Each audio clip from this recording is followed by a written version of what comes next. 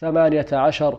ولا ينفع الأسلوب ولا المدرس إلا إذا كان درس الدين داخلا في الفحص المدرسي يطالب به الطلاب ويسقطون ويرسبون في صفوفهم إذا قصروا فيه.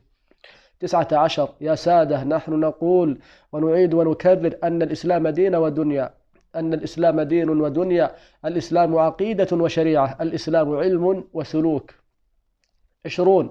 إن الطابع العام لحياتنا هو طابع الإفرنج وغير المسلمين، لا طابع السلف الصالح.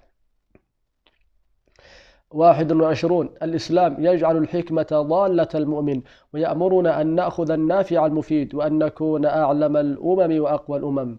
22. يا سادة، إن أخطر ما يتعرض له الإسلام أن يصير دين مسجد فقط، وقد بدأ بعض المسلمين يفهمون الإسلام بهذا المعنى الخطير.